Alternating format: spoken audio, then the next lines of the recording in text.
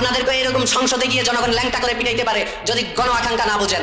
এই বিশ্বাস যদি হাসিনার মতো নরেন্দ্র মোদীর উপরে আর বাংকারের উপর থাকে, তাহলে স্পষ্ট ভাষায় বলতে চাই যে বাংকারের একটি গলি আপনারা বুড়িগঙ্গার তীরে রাখিয়েন।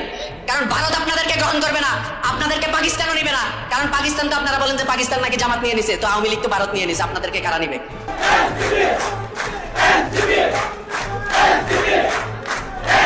তো শপথ দেবেন, এটা কি শপথ দেবেন পশ্চিমবাংলার বুকে বিজেপির গুন্ডা মব ফ্যাসিস্টদের আক্রমণকে বন্ধ করা হবে? সেই শপথ তো নেবেন না। শপথ দেবেন পশ্চিমবাংলাকে ধ্বংস করার, হিন্দু রাষ্ট্র নির্মাণ করার জন্য পশ্চিমবাংলায় এখন থেকে শুরু হয়ে গেছে গরিব মুসলমান মানুষদের উপর আক্রমণ চলছে। লজ্জা হওয়া উচিত শুভেন্দু অধিকারী। হাসিনা ওয়াজেদ প্রধানমন্ত্রী হিসেবেই ঢাকাতে শাহজালাল এয়ারপোর্টে নামবেন, স্যালুট দিয়ে নিয়ে যেতে হবে। তাতেও রাজি আছি। শুভেন্দু অধিকারী বলেছেন হাসিনা ওয়াজেদ বাংলাদেশের নাকি বৈধ প্রধানমন্ত্রী, এবং শাহজালাল বিমানবন্দরে হাসিনা ওয়াজেদ নামবে, আমরা নাকি স্যালুট করে তাকে নিয়ে আসবো। তারা যদি শাহজালাল বিমানবন্দরে পাঠাতে চায় সেটাকেও আমরা স্বাগত জানাই। তারা বলেছে স্যালুট করে হাসিনা ওয়াজেদকে নিয়ে আসতে হবে, তাতেও রাজি আছি। স্যালুট করে আমরা ওই দিন শাহজালাল বিমানবন্দর থেকে গণহত্যাকারী ফ্যাসিস্ট শেখ হাসিনাকে জেলখানায় প্রবেশ করাবো, ইনশাআল্লাহ, কোনো অসুবিধা নেই। ভারতের সাথে যে কথা দিয়ে বাংলাদেশে ঢুকেছিল লন্ডন থেকে, সেই কথা তারেক রহমান শুনছেন না। এটা কিন্তু সত্যি কথা। তারেক রহমান ভারতের সাথে তার একটা মিটিং হয়েছে, একটা না একাধিক মিটিং হয়েছে তার, এবং সেখানে সে এই কথাগুলো বলে এসেছে যে হ্যাঁ আমরা তোমার কথা শুনবো। এখন আপনি বলবেন তারেক রহমান কি এই তাহলে খারাপ কাজ করেছে, এটা মানবেন না? তারেক রহমান খারাপ কাজ করে নাই। এর কারণ হলো গিয়া, যদি তুমি বাঁচতে চাও তারেক মিয়া, তুমি তো দেখছো তোমার মারে নিয়ে কতই করছে। তোমার মা তো তোমার চাইতে 5 গুণ ভালো ছিল, তোমার বাপে তোমার চাইতে 20 গুণ ভালো ছিল। তোমার তো ইতিহাস সবাই জানে, তুমি হইলো বাংলাদেশের প্রথম মাফিয়া। তুমি শিখাইছো পুতুল, জয় এবং হাসিনারে, তুমি শিখাইছো, তুমি ওদের দীক্ষা গুরু, মাফিয়া কারে বলে। তোমার বাংলাদেশকে এত ফেলনা ভাবার কোনো সুযোগ নেই। এটি $1 ট্রিলিয়ন একটি দেশ। এখানে সমস্ত দিক দিয়ে তার অর্থনৈতিক, তার বাণিজ্যিক, তার ভৌগোলিক সীমারেখার কারণে এটি এত গুরুত্বপূর্ণ যে বিশ্বের বাঘা বাঘা দেশ যেগুলো, সেগুলোর নজর এখন বাংলাদেশের দিকে। অর্থাৎ তারা বাংলাদেশ ছাড়া তাদের অনেক কিছুই কল্পনাও করতে পারে না, চিন্তাও করতে পারে না। পশ্চিমবঙ্গে উগ্র হিন্দুত্ববাদী বিজেপি ক্ষমতায় এসেছে। এই উগ্র হিন্দুত্ববাদী দল বিজেপির নেতা কুভেন্দু, এই কুভেন্দু অধিকারী সে প্রকাশ্যে বাংলাদেশ বিরোধী বক্তব্য দিয়েছে, মুসলমান বিরোধী বক্তব্য দিয়েছে, মুসলমানদেরকে হিন্দু হওয়ার দাবি জানিয়েছে। আমরা বলি কুভেন্দু তুমি মুসলমান হয়ে যাও। আমরা বলি বাংলাদেশে তোমরা কোনো অনুপ্রবেশে ঢুকাতে পারবে না, তবে হ্যাঁ বাংলাদেশের নখ ভারত দখল করে নিবে। তোমরা অনুপ্রবেশ করবে না, আমরা প্রবেশ করব, আমরা ভারত দখল করব ইনশাআল্লাহ। আমাকে মুসলমানরাই বাঁচিয়েছে।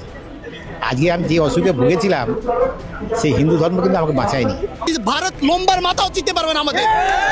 ভারত যদি বাংলাদেশের থেকে তোর নজর তুলে কাশ্মীর, 7 সিস্টার্স, হায়দ্রাবাদ, মহারাষ্ট্র লিখিতভাবে আলাদা করে দিতে হবে। এত সোজা না। আমাদের সীমান্তে গেরুয়া সন্ত্রাস এসেছে, এই জন্য হলো গেরুয়া সন্ত্রাস মোকাবিলায় বাংলাদেশের ফরেন পলিসি থেকে শুরু করে নতুন করে সবকিছু আমাদেরকে সাজাতে হবে। এই গেরুয়া সন্ত্রাসের শিকার মোদি যখন বাংলাদেশে এসেছিল, আপনারা সবাই রাজপথে নেমেছিলেন এবং অনেকে শহীদ হয়েছিলেন, জেলে গিয়েছিলেন, মনে নাই আপনাদের? সেই ভাইয়ের কথা যদি মনে থাকে, রক্তের উপরে দাঁড়িয়ে হলো যদি বাংলাদেশে কোনো গেরুয়া সন্ত্রাসের একটু ছিটেফোঁটা আসার চেষ্টা করা হয়, আমরা রক্ত দিয়ে ইনশাআল্লাহ প্রতিরোধ করবো তাদেরকে। খেলা তো অবশেষে শুরু হয়ে গেছে দর্শক, খেলা অবশেষে শুরু হয়ে গিয়েছে। হ্যাঁ দর্শক, আপনারা খুব ভালো করে জানেন যে ভারত ইতিমধ্যেই বিজেপি ক্ষমতায় আসার পরেই কিন্তু মুসলিমদের উপরে নির্যাতন শুরু করে দিয়েছে। আর এর প্রতিবাদ অবশেষে বাংলাদেশ থেকে জানিয়ে দিচ্ছে ইসলাম প্রিয় মুসলিম তৌহিদি জনতা, এবং ভারতকে কড়া হুঁশিয়ারি দিচ্ছে। শুধু যে বাংলাদেশ থেকে তা নয়, ভারতের ইসলামপন্থী যারা রয়েছে, মুসলমান যারা রয়েছে, তারাও কিন্তু ক্ষিপ্ত হয়ে উঠেছে। এবার নরেন্দ্র মোদী এবং ওই কুভেন্দু অধিকারী দুজনেরই 12টা বাজবে। আর একটা বিষয় দর্শক শ্রোতা, প্রথম যখন শেখ হাসিনা বাংলাদেশ থেকে পালিয়ে ভারতে পালিয়ে গেল, তারপরে আমাদের বাংলাদেশে ফেরত আসলো বেগম খালেদা জিয়ার সন্তান জনাব তারেক রহমান, যিনি বাংলাদেশের বর্তমান প্রধানমন্ত্রী। এরকম অনেকেই শোনা গেল, অনেকেই বললো, বা বিশ্লেষকরা, সাধারণ জনতা অনেকেই বলা বলি এরকম কিন্তু করেছে যে ভারতের সাথে কথা বলে দেশে ফিরেছে জনাব তারেক রহমান। এরকম কথা কিন্তু আপনারা শুনেছেন, সবাই শুনছি আমরা। এই বিষয়টি নিয়ে অবশেষে মুখ খুলেছে তারেক রহমান যে বর্তমান প্রধানমন্ত্রী জনাব তারেক রহমান ভারতের সাথে মিটমাট করে দেশে ফিরলেও এখন সেই ভারতের কথা তিনি শুনছেন না। এই বিষয় নিয়ে কিন্তু তত্ত্ববহুল আলোচনা করেছে। মূল অংশটুকু আপনাদের সাথে আমি অবশ্যই শেয়ার করব। দর্শক, তাছাড়াও রয়েছে বাংলাদেশের বর্তমান রাজনৈতিক প্রেক্ষাপট নিয়ে খুবই তত্ত্ববহুল কিছু আলোচনা, যা আজকে আপনারা এই ভিডিওর মাধ্যমে জানতে চলেছেন। কথা বলাবো না, সরাসরি মূল নিউজে চলে যাব। তার আগে বলবো, যারা এখনো পর্যন্ত আমাদের এই চ্যানেলটি সাবস্ক্রাইব করেন, প্রতিনিয়ত এই ধরনের গরম গরম খবর পেতে আমাদের এই চ্যানেলটি সাবস্ক্রাইব করবেন। যারা করেছেন ধন্যবাদ। চলুন তাইলে একটা লাইক দিয়ে সম্পূর্ণ ভিডিওটি দেখে আসি। ভারতের সাথে যে কথা দিয়ে বাংলাদেশে ঢুকেছিল লন্ডন থেকে, সেই কথা তারেক রহমান শুনছেন না। এটা কিন্তু সত্যি কথা। তারেক রহমান ভারতের সাথে তার একটা মিটিং হয়েছে, একটা না একাধিক মিটিং হয়েছে তার, এবং সেখানে সে এই কথাগুলো বলে এসেছে যে হ্যাঁ আমরা তোমার কথা শুনবো। এখন আপনি বলবেন তারেক রহমান কি তাহলে খারাপ কাজ করেছে, এটা মানবেন না? তারেক রহমান খারাপ কাজ করে নাই। এর কারণ হলো গিয়া, খালেদা জিয়া যখন 111 সরকারের সময় জেলে ছিল, শেখ হাসিনার আগে এই জেনারেল মাসুদ টাসুদেরা আগে গিয়েছিল খালেদা জিয়ার কাছে যে ম্যাডাম আমরা আপনাকেই চাই ক্ষমতায় আনতে, আমাদের এই 111 সরকারের এই জিনিসগুলো আপনি ইমপ্লিমেন্ট দিবেন এবং আমাদের এই জিনিসগুলো মেনে নেবেন। খালেদা জিয়া তো একরকম মানুষ, দানায় পানায় বোঝে না। ওর সাথে তোমার কাজ ক্যান্টনমেন্টে, তুমি এখানে রাজনীতি করতে আসছো কেন, এটা তোমার কাজ, যাও বেরো, একদম স্টেট কার্ড বের করে। এগুলো আপনার এই যে প্রণব মুখার্জির বইতেও লেখা আছে। খালেদা জিয়া মানে না মানাতে কী হয়েছে, 111 পুরো ক্রেডিট উপভোগ করেছে শেখ হাসিনা। সে ক্ষমতায় আসলো, ইন্ডিয়ার কথা শুনে তারপরে খালেদা জিয়া শুনে নাই। খালেদা জিয়া ওই দিন যেটা করতে পারতো, ওদের কথা শুনে ক্ষমতায় এসে তারপরে বিটটা করতে পারতো। তারেক রহমান ঠিক ওইটাই করেছে, আমার বিশ্বাস। তারেক রহমান তাদেরকে বলেছে হ্যাঁ ঠিক আছে আমরা এইভাবে কী চেয়েছে ভারত চেয়েছে, মানে আমি কেন বলছি যে তারেক রহমান ঠিকটাই করেছে সেটারও প্রমাণ দিচ্ছি আপনার। ওই সাংবাদিক এবং রিটায়ার্ড অফিসার দুইজনই একটা কথা বলেছিল, তারেক রহমান কয়েকটা জিনিস এই ভারতের কাছে কথা দিয়েছিল। এক, আওয়ামী লীগকে স্বাভাবিক রাজনীতিতে ফিরতে দিতে হবে, শেখ হাসিনাকে ফিরিয়ে নিতে হবে, তাকে আটক করা যাবে না। তারপরে 7 সিস্টারের যে বিচ্ছিন্নতাবাদীগুলো আছে, এগুলো ভারতের সাথে মিলে একসাথে কাজ করতে হবে তাদেরকে নিশ্চিহ্ন করার জন্য, নির্মূল করার জন্য। এবার বলেন তারেক রহমান সেটা শুনেছে কিনা, শুনবে কিনা, মানে আমি কেমনে বলবো যে তারেক রহমান ভারতের কথা শুনে নাই, বিট্রে করে নাই? এই সাংবাদিক এবং এই রিটায়ার্ড অফিসারই বলেছে তারেক রহমান ভারতের কথা শুনছে না। এখন শুনছে না কেন, যে আসলেই এটা প্রমাণ কি, 111 মাসুদকে ধরা হয়েছে, মামুন খালেদকে ধরা হয়েছে, খালেদ মামুন, এই যে মামুন খালেদ আপনার ডিজিএফআই চিফ ছিল, যে ডিজিএফআই ডিরেক্টর আরেকটা ধরা হয়েছে, 4-5 জনের ধরা হলো না? আপনার কি মনে হয় ভারত কোনোদিন তারেক রহমানকে এটাতে সাপোর্ট দিচ্ছে বা তারেক রহমানের এটা মেনে নিচ্ছে? ভারত মেনে নিচ্ছে না, কিন্তু তারেক রহমান সেটা করেছে। আচ্ছা, আইপিএলের খেলা বাংলাদেশে নিষিদ্ধ করেছিল ইউনূস সরকার, তারেক রহমান সেটা বহাল রেখেছে। এটা আপনার মনে হয় ভারতের কোটি কোটি ডলার খরচ মানে অপচয় হয়েছে, এটার কারণে লস হয়েছে? তারপরে আওয়ামী লীগের কার্যক্রম নিষিদ্ধ তো ছিল, এইভাবে থাকতো, আইনে পরিণত করার দরকার আছে, তারেক রহমান সেটা করেছে। অনেক কিছুই আপনারা দেখছেন উপরে যে না মনে হচ্ছে ভারতের সাথে দিয়ে, ভারতের বাংলাদেশের পররাষ্ট্রমন্ত্রীকে যেতেই হবে, তার সাথে আমরা ডিপ্লোমেসি ডিসকানেক্ট করেছি নাকি, তো তার হইতেই হবে, তার এখানে যাইতেই পারে কিন্তু ভেতরে ভেতরে যেটা করার তারেক রহমান কিন্তু সেটাই করছে। এই কারণেই আমার যে সূত্র, সেই সূত্র আমাকে যেটা জানিয়েছে যে তারেক রহমানকে হত্যা করে তারপরে দেশের ভেতরে একটা অস্থিতিশীল পরিস্থিতি তৈরি করবে, কিন্তু তারপরে সরকার আবার ক্ষমতায় আসবে বিএনপি। তারেক রহমানের এই যেই শেষ কৃত্যের যে অনুষ্ঠান, দাফন কাফন যা হবে, এই দাফন কাফনের সময় বিশাল আকারে রাষ্ট্রীয় শোক টোক দেওয়া হবে, তারেক রহমান এই জাতির বিশাল এক কিছু ছিল, সব কিছু বলা হবে, বিএনপির নেতারা কান্নাকাটি করে পায়জামা ভিজায় ফেলবে, সব হবে। কিন্তু বিএনপির যে দ্বিতীয় সারির যে নেতারা বিএনপির হাল ধরবে, ক্ষমতায় আসবে, সেই ব্যক্তিরা হচ্ছে গিয়ে তারেক রহমান যা করছিলেন তার ঠিক উল্টাটা করবে, যেটা বলবে সেটাই করবেন। এই পরিকল্পনা নিয়ে তারপরে তারা আগাচ্ছিলেন সেনাবাহিনীর ভেতরে একটা কু করার জন্য। এবার বুঝতে পারছেন আপনারা পুরো ঘটনার সব যদি নাকি একসাথে মিলানোর পরে দেখতে পারবেন যে তেহরিকি তালিবান পাকিস্তানের টিটিপির সাথে ভারতের যেই যোগসাজেশ, সেইটা দিয়ে তারা পাকিস্তানের সাথে ওইদিকে ফাইট করছে, আর এই দিকেও ভারতের বিরুদ্ধে যারা কাজ করবে তাদেরকে এই করার জন্য এই তেহরিকি তালিবান পাকিস্তান নাম দিয়ে তারপরেই করা হয়েছে। এখন এর পরপর পুলিশ হেডকোয়ার্টার একটা বিজ্ঞপ্তি দিয়েছে। সেই বিজ্ঞপ্তিটার ভেতরে আমি জানি না যে এটার কৌশল নাকি এটা বিষয়টা এরকমই। পুলিশ হেডকোয়ার্টার বলেছে নিষিদ্ধ ঘোষিত উগ্রবাদী সংগঠনের সমর্থক কর্তৃক খুব গোপন একটা বিষয় আপনাদের সাথে একটু শেয়ার করব, যে বিষয়টা খুব গোপনে ঘটে গেছে, কিন্তু আমরা এই খবরটা অনেকেই জানতে পারিনি। বাংলাদেশকে এত ফেলনা ভাবার কোনো সুযোগ নেই। আমরা বিশেষ করে এই কথা যদি দিল্লিকে উদ্দেশ্য করে বলি, বা শুধু দিল্লি কেন, পাকিস্তানকে উদ্দেশ্য করে যদি বলি, আমেরিকাকে উদ্দেশ্য করে যদি বলি, চীনকে উদ্দেশ্য করে যদি বলি, সৌদি আরবকে উদ্দেশ্য করে যদি বলি, তাহলে প্রত্যেকের দিকেই এটা সমান প্রযোজ্য। বাংলাদেশকে এত ফেলনা ভাবার কোনো সুযোগ নেই। এটি $1 ট্রিলিয়ন একটি দেশ। এখানে সমস্ত দিক দিয়ে, তার অর্থনৈতিক, তার বাণিজ্যিক, তার ভৌগোলিক সীমারেখার কারণে এটি এত গুরুত্বপূর্ণ যে বিশ্বের বাঘা বাঘা দেশ যেগুলো, সেগুলোর নজর এখন বাংলাদেশের দিকে। অর্থাৎ তারা বাংলাদেশ ছাড়া তাদের অনেক কিছুই কল্পনাও করতে পারে না, চিন্তাও করতে পারে না। এই বিষয়টা নিয়ে অল্প দুই একটা কথা আপনাদের সাথে আজ একটু শেয়ার করবো, ভালো লাগবে আপনাদের। কারণ আমরা তো সবসময় মনে করি বাংলাদেশে মনে হয় কিছুই নেই, সবই শূন্য। এত নিরাশ হওয়ার দরকার নেই। আর এর ভিতরেই আরো একটা চমৎকার খবর, যেটা এই যে এতগুলো কথা যে বললাম, আমাদের প্রধানমন্ত্রী জনাব তারেক রহমান তিনি ভিতরে ভিতরে গোপনে গোপনে এমন কিছু কাজ করছেন, নীরবে, খুব নীরবে, এটি কিন্তু বাইরে থেকে বোঝা যাচ্ছে না, নীরবে নিভৃতে তিনি এমন কিছু কাজ করছেন যে কাজগুলোর কারণে দিল্লির চোখের ঘুম ছুটে গেছে।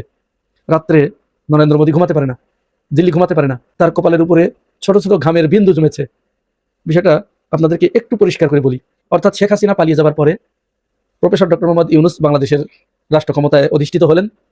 হওয়ার পরে তো আপনারা দেখেছেন দিল্লি কিভাবে বাংলাদেশকে নিয়ে ষড়যন্ত্রে মেতে উঠেছিল। তারা চিন্ময় কৃষ্ণ দাসকে দিয়ে একটা খেলা খেলিয়েছে, তারা অন্য একজনের বাড়িকে লিটন দাসের বাড়ি বানিয়ে অপপ্রচার চালিয়েছে, প্রায় 249টি ভুয়া মিথ্যা তথ্য তারা ছড়িয়েছে বাংলাদেশকে ফাঁদে ফেলার জন্য, বিপদে ফেলার জন্য। যখন কোনো কিছুতেই পেরে উঠলো না, তখন তারা কি করলো, এই বাংলাদেশের একেবারে নিকটবর্তী 3টা জায়গায় তাদের বেসমেন্ট তৈরি করলো। কোথায় কোথায়? দক্ষিণ দিনাজপুরে, ত্রিপুরায় এবং আসামে। আপনারা এই গল্প অনেকেই শুনেছেন, কিন্তু এর ভিতরে একটা অন্তর্নিহিত কারণ আছে। অনেক জায়গায় সেখানে বেসমেন্ট মানে বুঝছেন তো, একেবারে ক্যান্টনমেন্ট যেটাকে বলে, ওখানে তারা ওই যে রাফায়েল, যেটা ফ্রান্স থেকে কেনা, এই রাফায়েল পর্যন্ত মোতায়েন করেছে। আরো বিভিন্ন ভারী অস্ত্র শস্ত্র এখানে তারা মোতায়েন করেছে। এটা ইউনূস সরকার বুঝতে পেরে পাল্টা প্রতিরোধ হিসেবে কি করেছিল জানেন? এই লালমনিরহাট বিমানবন্দরে আমি সেখানে গিয়েছি, বিশাল এরিয়া লালমনিরহাট বিমানবন্দর, এত বড় এলাকা, এখানে যে না গেলে বুঝতে পারবেন না এবং কল্পনাই করা যায় না যেখানে কি কি হতে পারে।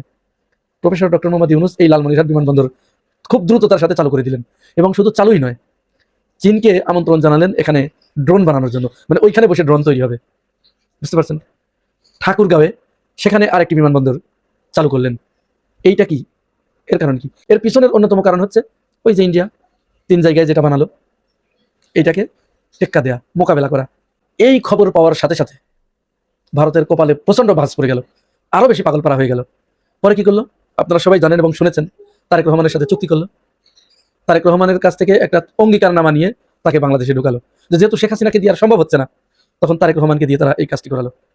তারেক রহমান দেশে আসলেন, নির্বাচন হলো, তিনি প্রধানমন্ত্রী হলেন। এরপরেই কিন্তু উপর যাই হোক, আমরা তারেক রহমানের প্রতি এখনো বিশ্বাস স্থাপন করতে পারি। আমি কিন্তু এই যে কথাটা বলছি, আমি প্রমাণ দিয়ে দিচ্ছি, ভুল বুঝবেন না আবার। তারেক রহমানের প্রতি আস্থার যে জায়গাটা, এটা এখনো কিন্তু শেষ হয়ে যায় নাই। এবং আমি যে কথাটি, যে তথ্যটি দিচ্ছি, এইটা শুনলে আপনাদের আস্থা বাড়বে। এটা হচ্ছে তারেক রহমান ওই চুক্তিগুলো কিন্তু বাতিল করেন নাই।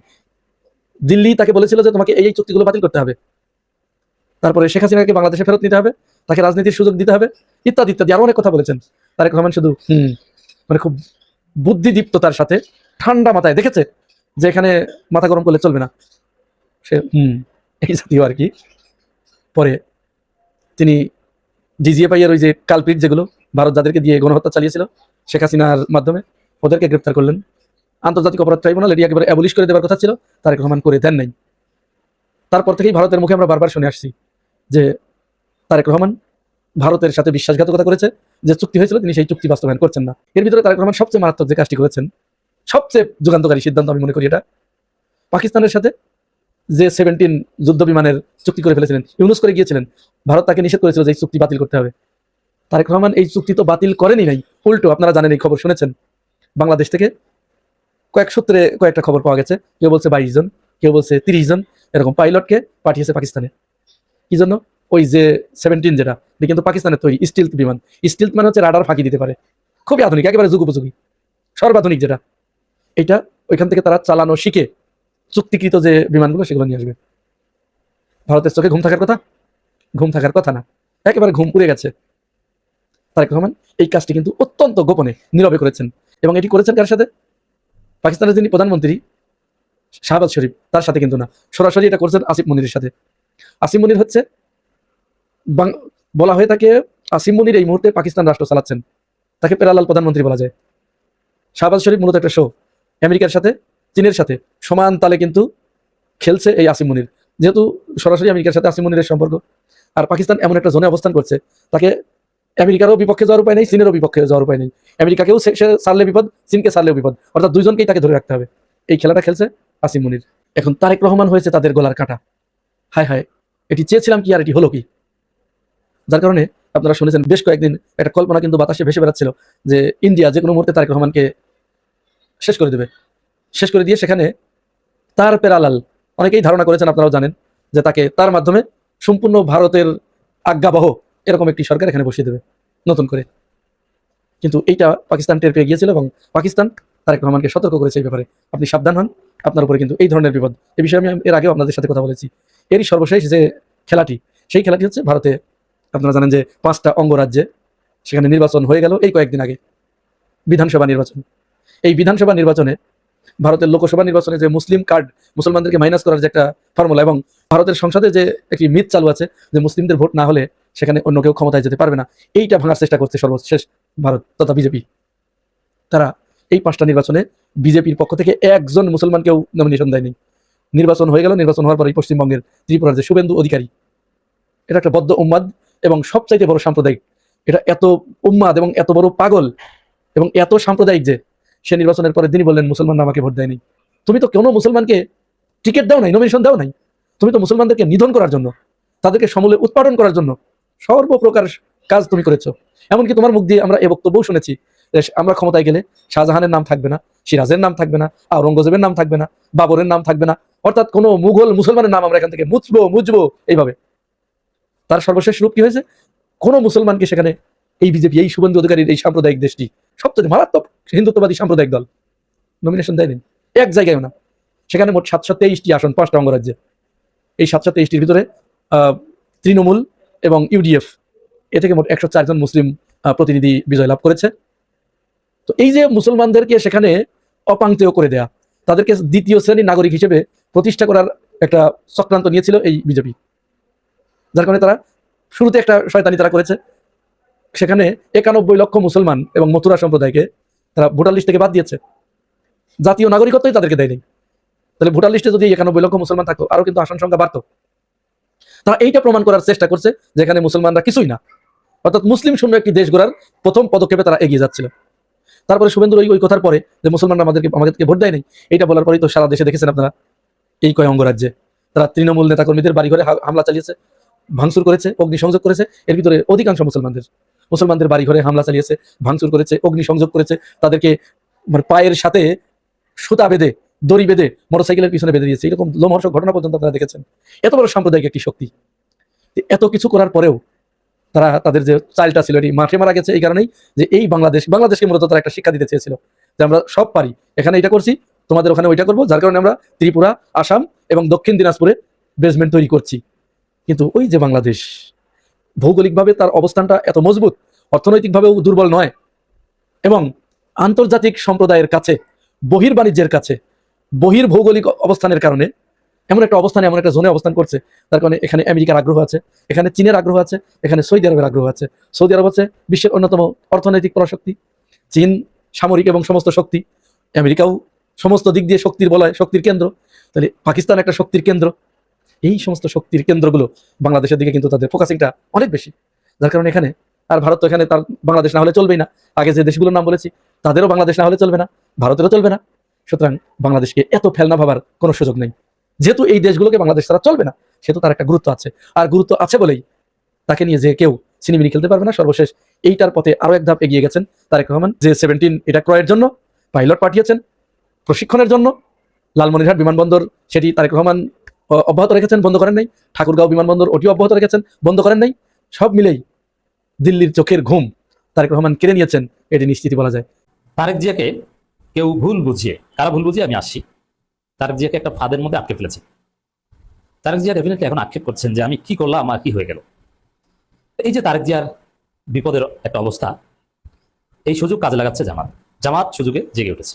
দর্শক, তারেক জিয়াকে মার্কিন ভারত মদতপুষ্ট তারেক জিয়ার কিছু উপদেষ্টা এবং বুদ্ধিজীবী শিখিয়ে দিয়েছে যে জামাতের বিরুদ্ধে তো বলার মতো কিছু নেই, রাজাকার বললেও সমস্যা, তাদেরকে চাঁদাবাজও বলা যায় না, টেম্পো স্ট্যান্ডও বলা যায় না, দুর্নীতিবাজও বলা যায় না, সন্ত্রাসও বলা যায় না, জঙ্গিও বলা যায় না। কি বলা যায়? তোমরা জামাতের বিরুদ্ধে রাজনীতি করবা, জামাতের বিরুদ্ধে একটা ট্যাগ দরকার। যেমন বিএনপির বিরুদ্ধে অনেক এস্টাবলিশড ট্যাগ আছে, যেমন বিএনপি চাঁদাবাজ, বিএনপি সন্ত্রাস, বিএনপি টেম্পো স্ট্যান্ড, 10% খাম্বা, অনেক কিছু প্রতিষ্ঠিত আছে। কিন্তু জামাত কি? এখন একদম আওয়ামী লীগ যেটা বলেছে জামাত রাজাকার, ওটা বললে আরো ক্ষতি হয়, কারণ বিএনপিতে রাজাকার আরো বেশি, আর বিএনপি হচ্ছে রাজাকারদের মাধ্যমে প্রতিষ্ঠিত একটা দল। মুসলিম লীগ, সাজিজ, যদুমিয়া, সালাউদ্দিন কাদের চৌধুরী, এদের মাধ্যমে প্রতিষ্ঠিত একটা দল। তো সেই জায়গায় রাজাকার বলে তেমন একটা হক করতে পারছে। দেখেন, যদি রাজাকার বলা যেত তাহলে জামাত শিবিরকে গুপ্ত বলতো না, তাহলে রাজাকার বলতো। কিন্তু যেহেতু বিএনপি নিজেরাই রাজাকার, এজন্য তারা তেমন একটা রাজাকার বলছে না, বলছে ওটা অফিসিয়াল না। বিএনপির অফিসিয়াল রাজনীতি জামাত শিবিরের বিরুদ্ধে গুপ্ত বলা। এখন এই যে গুপ্ত বলতে হবে, এটা তারেক জিয়ার উপদেষ্টারা, ভারত মার্কিন মদতপুষ্ট উপদেষ্টা তারেক জিয়াকে শিখিয়ে দিয়েছে যে বাবা ভাইয়া তুমি বা আপনি শিবিরকে গুপ্ত বলে গালি দেন। এজন্য প্রতিনিয়ত সুযোগ পেলেই বা মাঝে মাঝে তারেক জিয়া জামাত শিবিরকে গুপ্ত বলতেন। আর বগুড়ায় সর্বশেষ গুপ্ত বলার পর দেশে অস্থিরতা ছড়িয়ে পড়েছে, একটা মারামারি মব বা দেশে যে কোনো আইনের শাসন নাই, বিএনপি ছাত্র দল যে সন্ত্রাস এবং এরা যে সাংবাদিকদের উপর হামলাকারী, সাংবাদিকদের গুপ্ত বলে তাদের উপর হামলা করে, এই ঘটনা ঘটায় তারেক জিয়া এখন বিএনপি সহ বেকায়দায় পড়েছে। বারবার ছাত্র দল সরি বলছে, মাপ চাইছে, দুঃখ প্রকাশ করছে, কিন্তু লাভ হচ্ছে না। গ্রেপ্তার করতে হবে, তাদেরকে বিশ্ববিদ্যালয় থেকে বহিষ্কার করতে হবে। নানান বিষয় এমনভাবে এসেছে, যাদেরকে নিয়ে ছাত্র দলের সভাপতি সেক্রেটারিরা মব করেছে থানায়, এদেরকে হয়তো বহিষ্কার করতে বাধ্য হবে। এতে আবার নেগেটিভ ইম্প্যাক্ট করবে যে আমরা ছাত্র দলের ডাকে, ছাত্র দলের কেন্দ্রীয় সভাপতি সেক্রেটারি, ঢাকা বিশ্ববিদ্যালয় সভাপতি সেক্রেটারির ডাকে থানায় যে মব করলাম, নাটক করলাম, যে ছাত্র দলের সভাপতি সেক্রেটারিরা ফিরাবে আর জুনিয়র কর্মীরা বা হল পর্যায়ের নেতারা মোসাদ্দেক এবি জোবায়েরকে মাইর দেবে। এটা ছিল ছাত্র দলের নাটক। এই নাটকে জুনিয়র কর্মীরা এই নাটকে অংশগ্রহণ করেছে। তা অংশগ্রহণ করার পর যেটা হয়েছে যে এখন তারা বহিষ্কারের মুখে। তাদেরকে যদি রক্ষা করতে না পারে তাহলে ছাত্র দলের ডাকে আর কেউ ঝুঁকি দেবে না। যে ছাত্র দলের ক্ষমতাসীন ছাত্র সংগঠনের ডাকে নাটক করতে গেলাম, তাও একদম কেন্দ্রীয় সভাপতি সেক্রেটারির সাথে, আর আমার ছাত্রত্ব শেষ আমাকে জেল খাটতে হলো, তো এই দলের হয়ে আর কোনো নাটক করা যাবে না, এরকম একটা বার্তা চলে যাবে। তো মোটের উপরে এই তারেক জিয়াকে যে ভুলভাল বুঝিয়ে গুপ্ত বলার ফজিলত শিখিয়ে যে গুপ্ত বলে তোমরা অনেক উপকার পাবা, জামাতকে কণ্ঠাসা করা যাবে, এখন হয়েছে উল্টো অ্যাকশন। মাপ চেয়েও বাঁচতে পারছে না তারেক জিয়ার দল। শুধু এটা না, দেখেন গুপ্ত নিয়ে শিবিরের নেতারা, জামাতের লোকজন বলছে আমরা এটা এনজয় করি। গুপ্ত বললে এরা হাসে এবং এরা গুপ্ত লেখার সামনে টিকটক করে, সেলফি তুলে, রিলস বানায় এবং খাম্বার উপর গুপ্ত লেখে হাজার হাজার শর্ট ফিল্ম, নাটক, কন্টেন্ট তৈরি হচ্ছে। এতে দেখা যায় তারেক জিয়ার মান সম্মান কিছু আর রইল না। তো মার্কিন ভারত মদতপুষ্ট বুদ্ধিজীবীরা তারেক জিয়াকে গুপ্ত শিখিয়ে দিয়ে তারেক জিয়ার মান সম্মান সব একদম নষ্ট করে ফেলেছেন। খুব খারাপ অবস্থা। শুধু কি এটা না, টক শোতে, রাজনৈতিক মাঠে ময়দানে বক্তব্যে জামাতের লোকজন খুব সিরিয়াস হয়েছে। আমি দেখেছি যে টক শো করে যারা জামাত নেতারা, যে শিবিরকে গুপ্ত বললে তারা বলে তারেক জিয়া গুপ্ত। আমি একটা টক শো দেখলাম, শিবিরের সাবেক সভাপতি আতিকুল ইসলামের, শ্রমিক কল্যাণ ফেডারেশনের সভাপতি সম্ভবত এখন তিনি সহ আরো বিএনপির এমপি আছেন, এক পর্যায়ে শিবিরকে বলছেন গুপ্ত, আর তিনি বলে দিলেন যে তারেক জিয়া গুপ্ত। এখন হা করে তার চোখে মুখে হতাশার ছাপ এবং তার গলা শুকিয়ে গেছে, মুখে পানি নেই। তার মানে শিবিরকে গুপ্ত বললেই বলে যে তারেক গুপ্ত, বলে যে খাম্বার উপর গুপ্ত, শিবির নিজেই লিখে দেয়, তারপরে সেটা ফেসবুকে পোস্ট হয়। মানে দেখেছেন যে অবস্থাটা কি? তারেক জিয়া যে ফাঁদে পড়েছে, এই গুপ্ত ন্যারেটিভ সামনে এনে যে তারেক জিয়া নিজেই যে গুপ্ত হয়ে গিয়েছেন, গুপ্ত হিসেবে প্রতিষ্ঠিত হচ্ছেন এবং মানুষের মুখে মুখে সোশ্যাল মিডিয়ায় কন্টেন্টে তারেক গুপ্ত, লন্ডনী গুপ্ত, মানে এই যে বিষয়টা, এভাবে কিন্তু হতো না যদি তারেক জিয়া এই গুপ্ত শব্দ না বলতেন। তো এই জন্যই বলেছি যে মার্কিন যুক্তরাষ্ট্র এবং ভারত যাদের বন্ধু তাদের শত্রু লাগে না। তো ওই ভারতের দালালেরা, মার্কিন যুক্তরাষ্ট্রের দালালেরা তারেক জিয়াকে এটা শিখিয়ে দিয়েছে। আমি যেটা বলি যে গুপ্ত ন্যারেটিভ এটা একটা অশিক্ষিত এবং মূর্খচ একটা ন্যারেটিভ। এর চাইতে কোনো ফালতু ন্যারেটিভ হয়, এর কোনো ন্যারেটিভ ভ্যালু নেই, একদম মানে অশিক্ষিত এবং মূর্খদের ন্যারেটিভ। তো এখানে তারেক জিয়াকে ভুলটাল বুঝিয়ে এটা দিয়ে দিয়েছে। এটা কোনো ন্যারেটিভ হলো ভাই? গুপ্ত বিএনপি নিজেরাই বলে ঢাকা বিশ্ববিদ্যালয়ে আমরা 17 বছর প্রকাশ্যে রাজনীতি করতে পারিনি, তারা নিজেরাই বলে যে আমরা গুপ্ত ছিলাম এবং বিএনপি গুপ্ত ছিল। তারা পরিচয় লুকিয়ে ঢাকায় রিক্সাও চালিয়েছে, পরিচয় লুকিয়ে শ্বশুরবাড়ি থেকেছে মামলার ভয়ে, এক একজনে 313টা পর্যন্ত মামলা খেয়েছে, এক একজনে 1 হাত পর্যন্ত দাঁড়িয়ে রেখেছে গ্রেপ্তার এড়াতে, নিজেকে গুপ্ত করে ফেলেছে। তো এই পরিস্থিতিতে জামাতকে শিবিরকে গুপ্ত বলা, এটা তো হাস্যকর, এটা একটা সাগলামি এবং বলদামি ছাড়া কিছুই নয়। যে সাগলামি এবং বলদামি ন্যারেটিভের কবলে ফাঁদে পড়েছে তারেক জিয়া নিজেই। এখন বুঝেন মজা, খাম্বায় গুপ্ত লেখা, হাজার হাজার ফেসবুক, ইউটিউব কন্টেন্ট, অথচ বিএনপির ছেলেরা এরকম কোনো কন্টেন্ট তৈরি করতে পারছে না। সোশ্যাল মিডিয়ার কন্টেন্টের মাধ্যমে বাংলাদেশের 90% মানুষের মনের মধ্যে ঢুকিয়ে দেওয়া হয়েছে তারেক জিয়া খাম্বা, তারেক জিয়া গুপ্ত। কত বড় ক্ষতি হয়েছে বুঝতে পারছেন? আর টক শোতে শিবিরকে গুপ্ত বললেই লাভ দিয়ে ওঠে জামাতের নেতারা তারেক জিয়া গুপ্ত, আর তো তাদের মুখ শুকিয়ে যায়। দর্শক, শিবিরকে যারা গুপ্ত বলে তারাই 17 বছর বিদেশে গুপ্ত ছিল। অধ্যাপক মিয়া গোলাম পরোয়া, কেমন লাগে বলেন? জামাতের সেক্রেটারি জেনারেলও বলে যে তারেক জিয়া গুপ্ত। এখন অনেকে বলেন যে না, তারেক জিয়া তো লন্ডনে গুপ্ত ছিলেন না। অবশ্যই গুপ্ত ছিলেন, বাংলাদেশ ছেড়ে চলে যাওয়া এটাই তো প্রথম গুপ্ত, আর দ্বিতীয় হচ্ছে লন্ডনে গুপ্ত ছিলেন। তিনি লন্ডন থেকে কোথাও যান নাই। সাধারণত পলিটিক্যাল অ্যাসাইলামে যারা থাকে তারা যুক্তরাষ্ট্র যায়, তারা প্যারিস যায়, বেলজিয়াম যায়, রাজনীতির ভিয়েনা যায়, রাজনীতির যে গুরুত্বপূর্ণ শহরগুলো আছে সেই সব জায়গায় যায়। কিন্তু তারেক জিয়া কোনো মিডিয়ার সাথে সাক্ষাৎকার দিতে পারেননি, কোনো দেশে যেতে পারেননি, একটা ছোট্ট রুমের মধ্যে বসে গুপ্ত থেকে কার্যক্রম চালিয়েছে। দর্শক, আশা করি সবগুলো ভিডিও দেখেছেন এবং বিশ্লেষকদের বিশ্লেষণ শুনেছেন। তো অবশ্যই এবার আপনাদের মূল্যবান মতামত জানিয়ে দিন, পারলে ভিডিওটি শেয়ার করে সবারই দেখার সুযোগ করে দিন। আর আমাদের এই চ্যানেলে যদি আপনারা নতুন হন, প্রতিনিয়ত এই ধরনের আপডেট গরম গরম খবর পেতে আমাদের এই চ্যানেলটি সাবস্ক্রাইব করে আমাদের সাথে থাকুন। ইতিমধ্যে যারা অলরেডি সাবস্ক্রাইব করেছেন সবাইকে ধন্যবাদ জানিয়ে বিদায় নিচ্ছি এখানেই। দেখা হচ্ছে নতুন কোনো ভিডিওতে। আল্লাহ হাফেজ।